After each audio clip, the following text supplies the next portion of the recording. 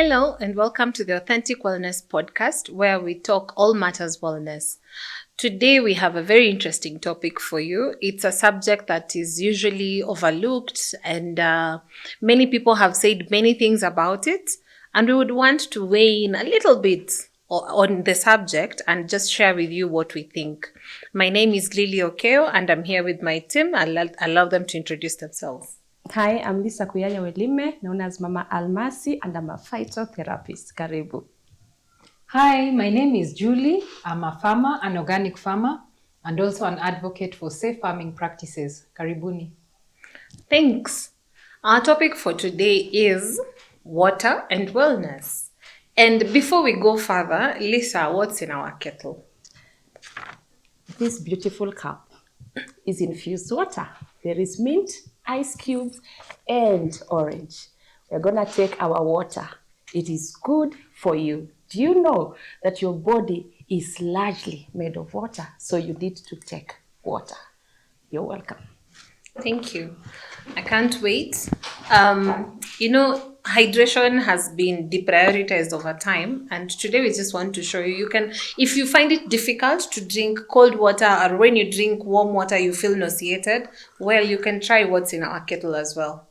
A taste of goodness with some vitamin C, and will really help with your hydration. Exactly. So as we start, thank you. I've been looking forward to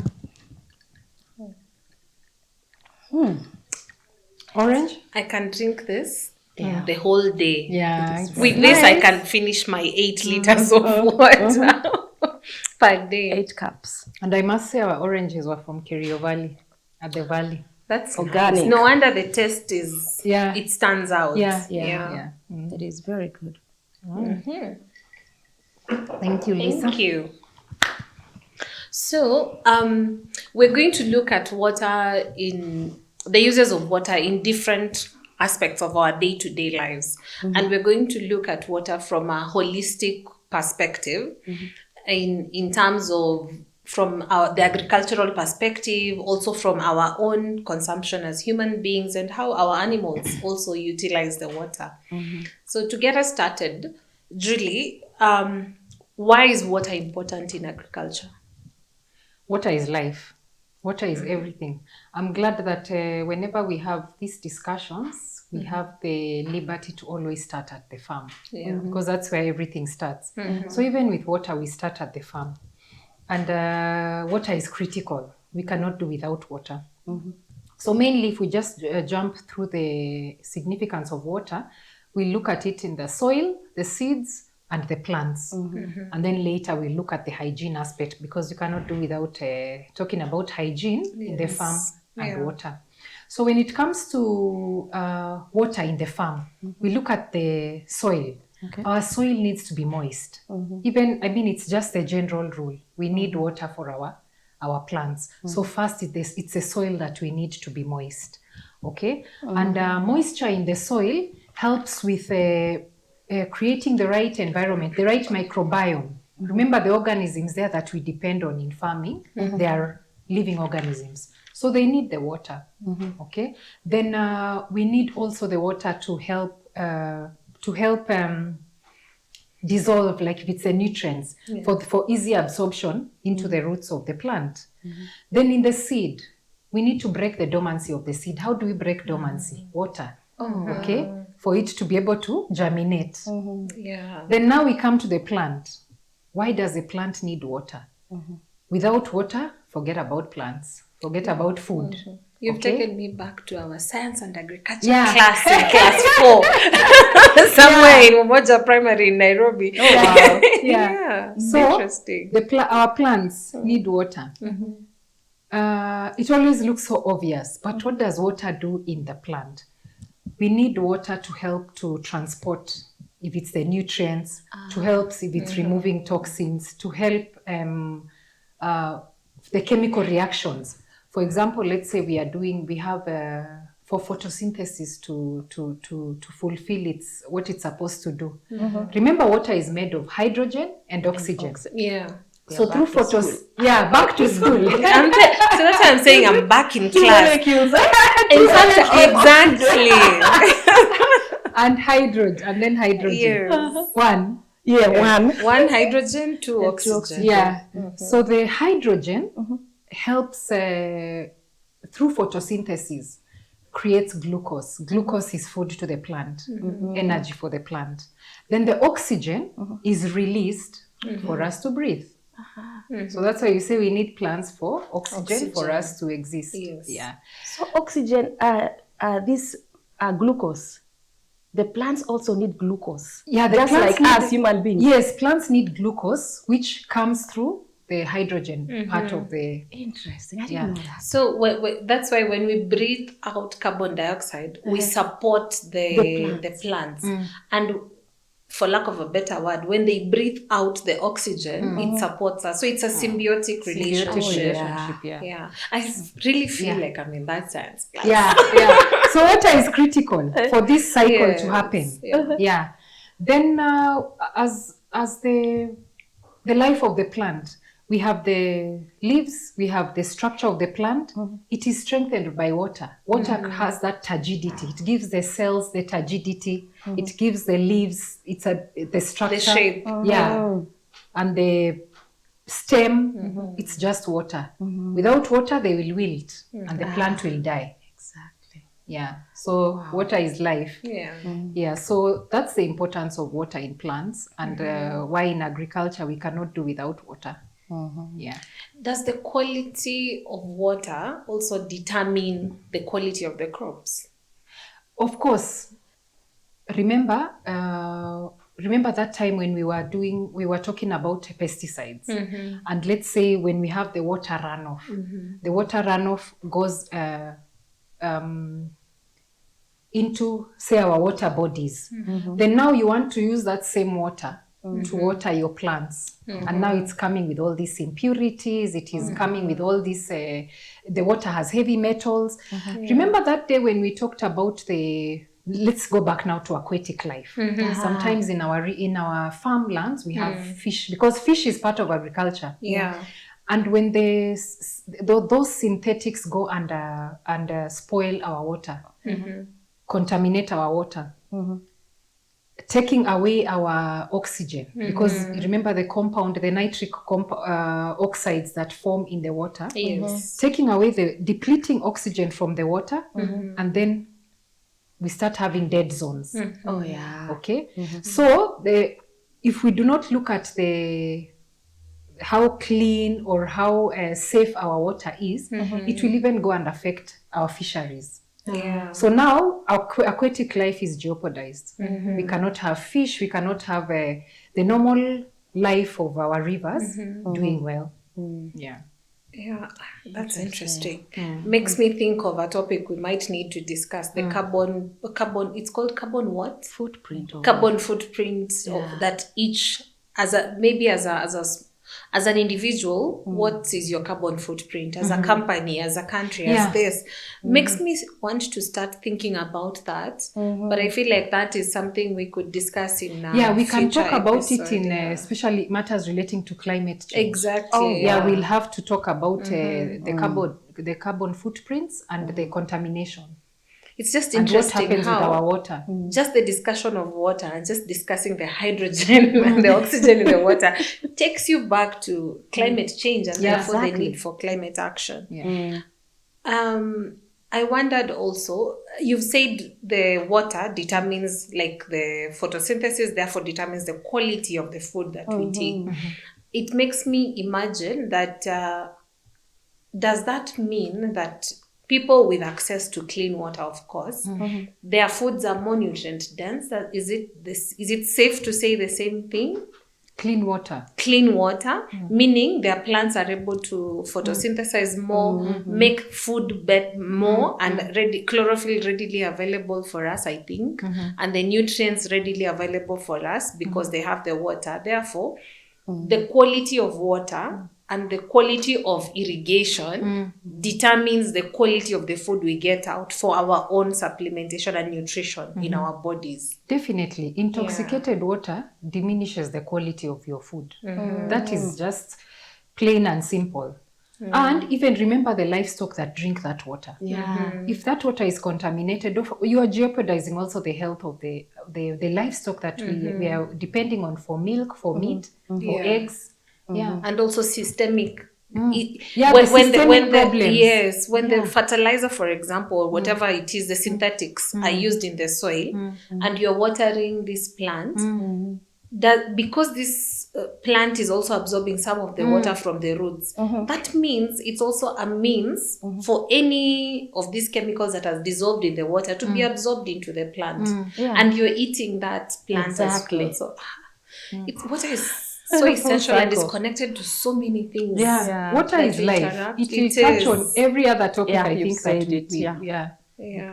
that's relevant. Lisa, maybe you could also highlight for us the role of water in our bodies. I know a lot has been said on the subject, but in a summary, please highlight for us.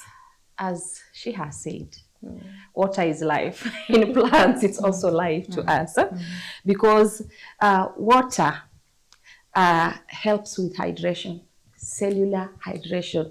If you remember in biology, the way they were drawing the cell, as a cell that is not hydrated at a shape, imeharibika. So we need water for cellular hydration because it carries the nutrients, it flushes out waste, water removes toxins from our bodies.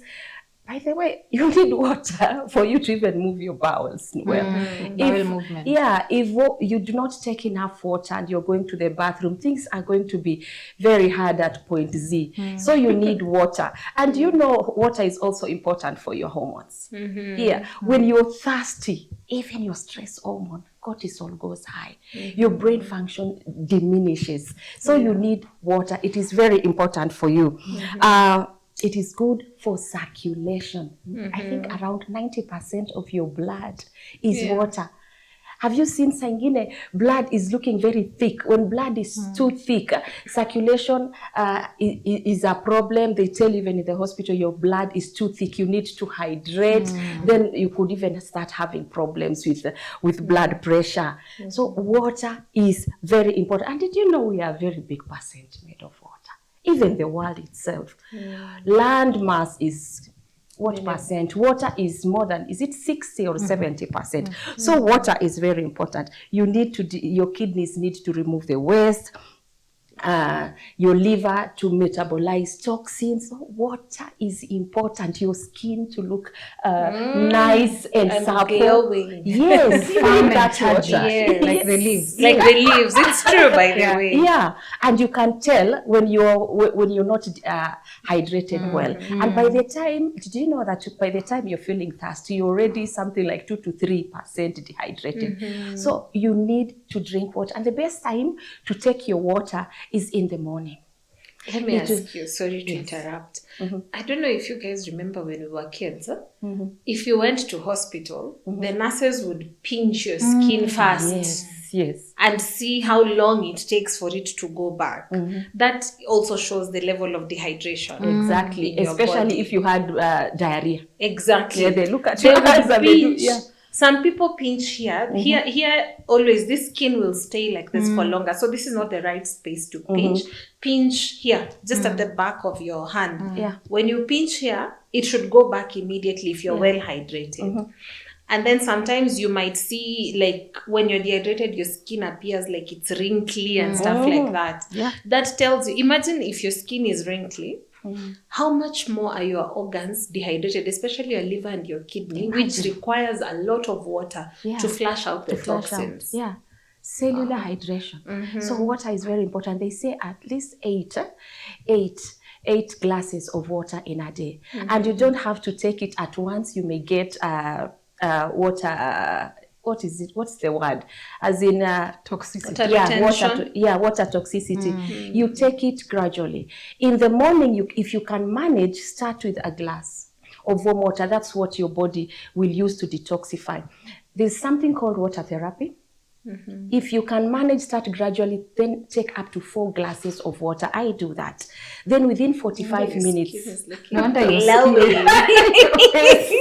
You're looking nice. Yes, thank you. Then within 45 minutes, I have gone to the bathroom for number one and for number two. Then after that, I eat breakfast on a clean slate. Then during the day, you drink your water gradually, and if you can infuse it with lemon, with mint, with orange, some vitamin C, it is even wonderful. Even baobab and collagen for the girls. Your skin will thank you. It is very important for us. And by the way, when you go to the loo and you see your susu is very dark, that is not good. But again, it's not supposed to be clear as water. It should just have a slight tinge of yellow. What's the problem if it's clear? I always aim for clear water. Yes. If it's very clear, that is too much water. Yeah, it is too much water. Aim for clear pee. Then when you take your water, something like even 30 minutes before you eat, and something like even an hour after you eat. But don't eat your food with your water. You're diluting your digestive juices. Yeah. And it will not help you with, you need your... Please say that again. Yeah. Your stomach needs to be acidic to digest. So here tunakula ugali, sijui maji or soda. No, that is not good. Or even with milk. Yeah, it is not good. It dilutes the acidity. Milk is alkaline. Water is neutral. Yeah, drink your water before or after. Eat your food or drink your water after a minimum of 30 minutes. Then ensure you drink even up to 8. Yes, that water is very good for you. Even the Bible says water, the word of God is water. It washes. It removes toxins in our bodies physically and spiritually. Yes. Yeah, and just a tip for those who, like me, find plain water, room temperature water for me is nauseating most of the time. So what I do, I take warm water or hot water with a pinch of salt, but not salt to taste. It becomes very easy for me to take a lot of water. Sometimes also using ice cubes. If for some people, we love our water cold, ice cold. I tend to take more water when either it's hot or cold. Room temperature, very minimal. You'll find a mouthful is enough for me. So if you find you're having a difficult time drinking room temperature water, squeeze in a little lemon, not too concentrated because you don't want to turn it into a juice. You want it to be more water than the juice. And it's also a very good delivery for the vitamin C, or for the fructose that is there for energy. So squeeze a little lemon, infuse it with cucumber. Cucumber is good. It doesn't alter the function of the water. You can also infuse it with some aloe vera gel, the gel. The gel is not bitter. It's not so bitter. But it's not bitter. Okay. It's not bitter at all. Depends with the species. Yes, it depends with the species of aloe vera. When you infuse it with those things, they help your gut, the mucosal lining of your gut. Even cucumber helps with that. And they also help you to drink more water. So help yourself to help your body get the water it requires. Then there's also, both for plants and humans, regulation of the right temperature in the body or in the plant. Through transpiration or through sweating. So and water also facilitates delivery that. of nutrients. Exactly. Lubrication of your joints and all that. Lubrication. Water is life. Water is everything. Even for your eyeballs, they have to be watery for you to see. Tears are made of water. So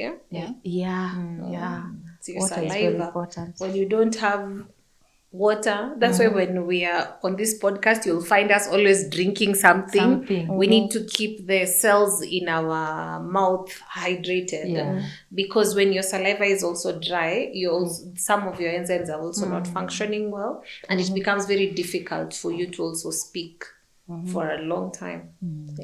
Water also carries your oxygen. True. So this water is just amazing. Please drink your water. It is good for you. I think unless there's anything else you girls want to add, there's so much that can be said about water. Like for mental wellness, mood regulation, maybe tell us something about that. Okay. Honestly, I think I will have to research on that. I know water helps with the hydration and bodily functions, and they say when you drink some water and you're well hydrated, it helps to balance hormones, as Lisa has said. I'm yet to see the reducing direct tensions. correlation with neurohormones. I'm not sure, unless Lisa, you have something. You know, to when say. you're very thirsty, the cortisol, the stress hormone goes up. When cortisol continuously for a long time goes up, your calm hormones like progesterone comes down. Then it messes up the other hormones. You start having PMS, irritability, anxiety, and you just become this wired because so actually it affects your mental state. So you need to drink water to reduce the cortisol levels, the stress. And you can imagine by the time you start feeling stressed, everything in your body is already reacting to the cortisol. Cortisol shoots everything else that balances you, goes down. Then you just become messed up emotionally and mentally. That can make sense. Because if water is directly related to cortisol, if thirst triggers cortisol production, because yes, it's a stress. Same thing as hunger being a stress. I know when you're hungry, you will definitely feel irritable. And I would assume the same principle applies. So what you're saying makes sense in terms of mental wellness. So guys, drink lots of water, right? So people start even seeing, what is this thing? They start, when they are so thirsty, they start imagining things. They start seeing an oasis of water. Extreme dehydration. Extreme dehydration. They start having hallucinations. When you're extremely dehydrated, your body again will fight to survive. So you can start having hallucinations. It can affect how you're thinking. Dehydration can also cause you to die, by the way. Human beings need water daily. Within 3 to 7 days, without zero water intake, you could die. So please take water. You need to be alive. You know. So it's important. Dehydration is such a big danger to the survival of both humans and plants. Like you said, the plants will wither and wilt. Same things to human beings. Remember the droughts where people could not even wake up to go look for food. What happens is, first, your body will use the water inside your body to sustain itself. Then it will start burning into your fat cells. Then it will go burn into your muscle tissue. Eventually you become emaciated and you die because none of your blood, as you said, it thickens. If the blood thickens, then how hypertension, meaning it can trigger so many conditions, including organ failure. So dehydration is such a huge risk, and that's why when you have diarrhea, you must hydrate. When you've lost blood or you've had a cut, you must rehydrate as well. So as we wind up, what would you like to say to our viewers? Water restores. I'm reminded of that scripture that says, He leads me beside still waters. He restores my soul. So drink your water to be restored and for your nutrients and everything about you to be replenished. God bless you. So for me, I just see water as a very critical resource. Okay, it's a very important resource. We have to conserve it. We have to take care of it. Avoid wastage of water. Avoid contaminating water. Remember, we had even said about how we need clean water for farm hands to wash their hands so that they are able to give us clean food. People handling food in the kitchens, we need water, clean water. Then even how we handle our water, taking care of our forests, taking care of our water bodies, our water catchment areas, very critical. It has to be like a priority in everything that we do. And then even harvesting of water, preserving water in the sense of like now irrigation. We usually encourage, if you're farming and you're using water, use irrigation methods that help conserve water. Like probably instead of overhead irrigation, use drip irrigation. So whenever we are talking about water, and farming, we look at which is the best way we can use water but conserve it at the same time, even as we protect it and ensure water safety. Yeah, so all that is critical. We cannot ignore that when we look at water. It's so true. And since water makes at least 60 to 70% of everything, whether it is the water bodies globally, whether it is in our bodies, we're also 60% water. Stop treating water as an afterthought. And try as much as you can to make sure your water is purified or treated at least. Because the quality of the water you take is directly correlated to the quality of your health. With that, I want to thank you for being with us today. Remember to subscribe, share, and press that notification button. We're looking forward to seeing you in the next one. Please leave some comments, questions if you have for us. Looking forward to seeing you next time. Bye.